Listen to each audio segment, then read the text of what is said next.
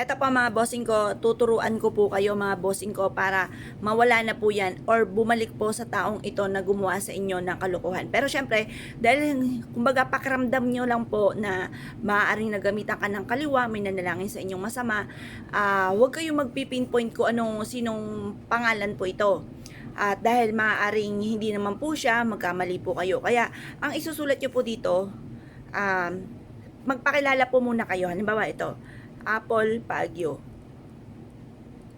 Tapos, sabihin nyo po dito, halimbawa, ako ay may nararamdaman na matagal ko nang iniinda. Matagal ko nang iniinda. Tapos, sabihin nyo po dito, kung sino man ang nanalbahi sa akin, naway bumalik sa kanya. Tapos po, sabihin niyo po dito, gumaling na ako sa aking karamdaman. Yan. Tapos, sabihin nyo na lahat ang gusto po ninyo at pagkatapos ay pipirma po kayo. Pagkatapos nyo pong pumirma mga bossing, ito po ay lalagyan po ninyo ng asin. Yan. Lalagyan nyo po yan ng asin. At pagkatapos, tutupiin nyo po ito mga bossing. At pagkatapos nyo po itong tupiin mga bossing, ito po ay susunugin po ninyo.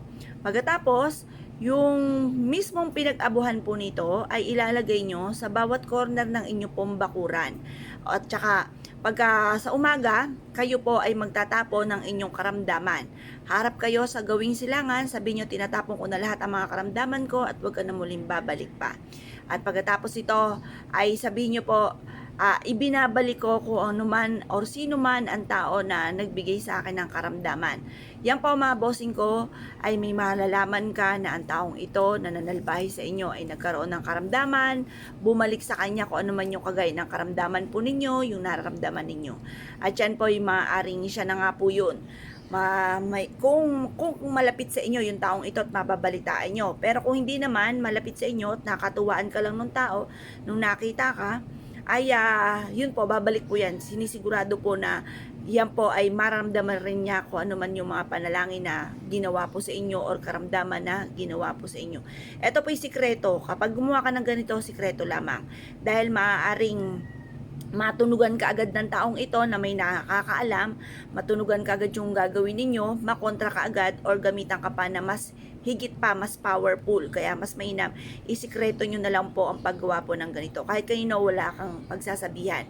Gawin nyo po ito ng Tuesday or kaya po ay Friday.